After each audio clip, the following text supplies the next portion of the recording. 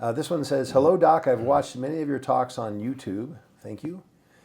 Here's my question. At 57 years old, I naturally had a 472 nanograms per deciliter, I guess, total testosterone and good free testosterone.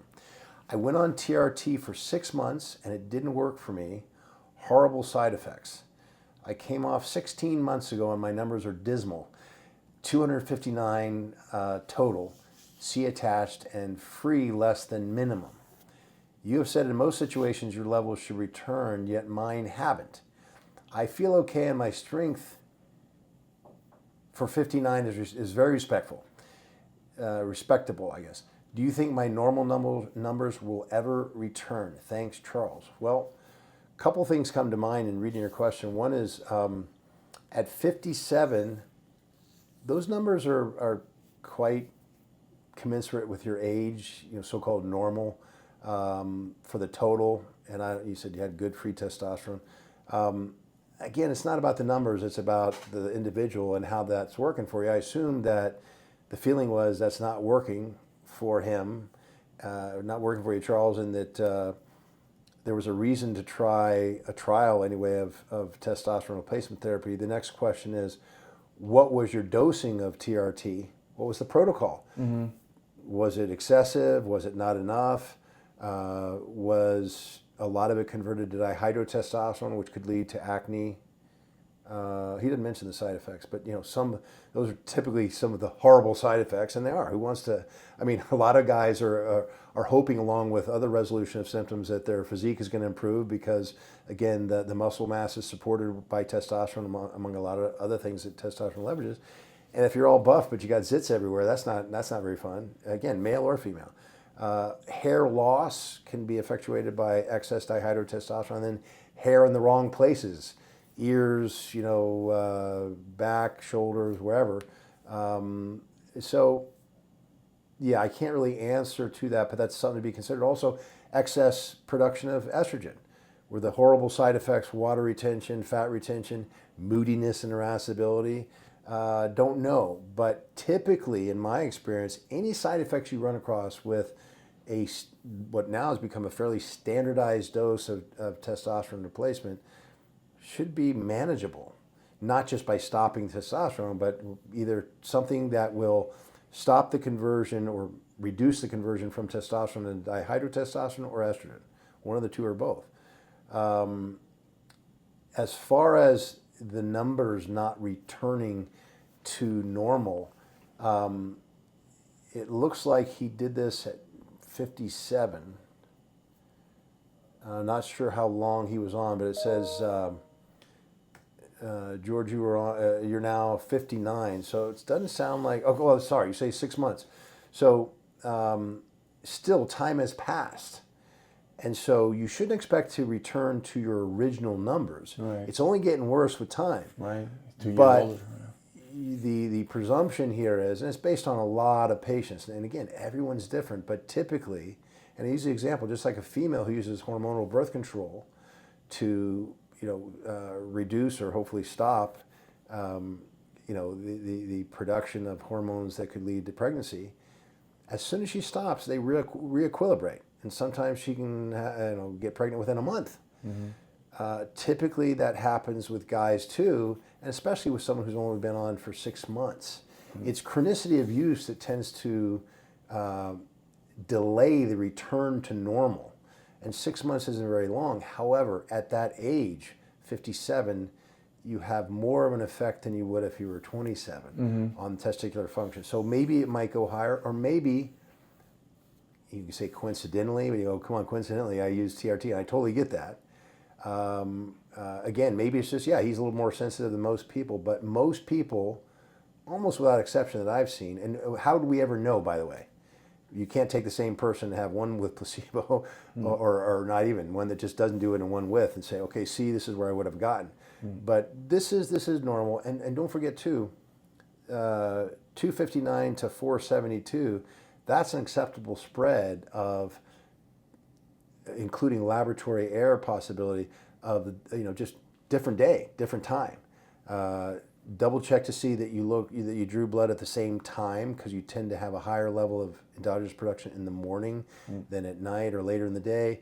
Day-to-day fluctuations can be as much, at least 200 nanograms per deciliter. So this is not unusual.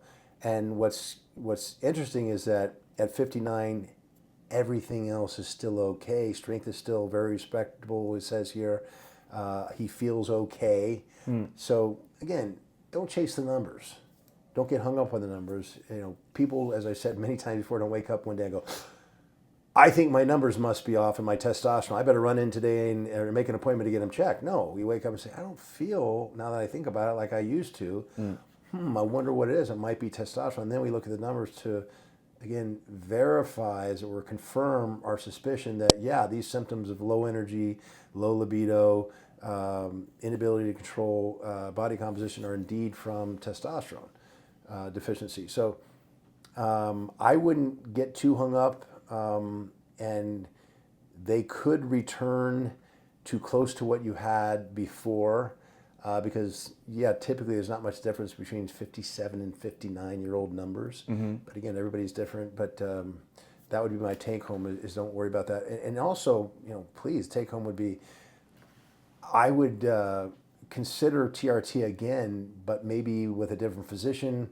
Understanding that some of these things, typically all the things that you experience, male or female with TRT, can be corrected. Certainly can go away if you stop therapy, but that kind of defeats the point of therapy to begin with. But they can be managed entirely, or almost entirely, if not entirely, typically just managing the production of the metabolites, either DHT or estrogen. So that's my best Have advice. you ever had patients where they did it for a while and decide to stop? Yeah. You have? Regretfully so, and then they come back on. Yeah, no, you have some patients that say, and this is human nature. I'm not poking fun at anybody. I'm smiling because this is just the way we're built. They lose track. They forget of how they felt when they first came in, and they go, Doc, I'm not sure this is working anymore. And I'm a registered libertarian. I feel I'm responsible for at least giving them one warning, like, okay, but you might want to reflect on that a little bit. But if you want to go off, we can do that, and you can always get back on, and I can help you get off it and get back on. But it's probably just and this happens sometimes too. For example, and this is quite legitimate and happens often, where someone who has been, say, short on energy because of lack of testosterone will then get on TRT, feel great, and then without really thinking about it, they'll take on 3 more projects, and so we made them a bigger desk, but then they put more junk on the desk, right? So that happens sometimes, and you have to remind them. But every once in a while, someone will go, well, I want to try it anyway. I want to see what my natural could do. Maybe they weren't convinced that they needed to go on sometimes as young as 35, and they think, well, maybe it was just because I was going through a stressful period. This does happen. But again, they try it, and again, as an accountant, I don't want to say this unless it's true, but boy, almost invariably, they jump back on because they realize, oops, I just forgot how bad I used to feel. And people, I think there's a tendency not only to forget, but kind of be greedy about, God, when I first went on, I felt better, I believe, than I do now. So what happened? Well, and I've said this before too, there's a honeymoon period that typically occurs, right? We talked about this where, the body's really cool in the way it functions, in that if you can't make more of a hormone, if you can't make more keys, well, you make more locks for the same keys. Pretty ingenious if you think about it, right? And so when they first start, they've got upregulated receptors, we call it, right? Because it's trying to make use of what little testosterone's around. And then you replenish the testosterone that hadn't been made for so long, right? And your body says, oh, okay, well, this is the new baseline. And it downregulates some of those. It doesn't work the other way to a large degree anyway. So you'll always feel better than when you started when you do replacement therapy. But there's a downregulation. It's okay, we got too many locks now for the same keys. Let's get rid of some of those.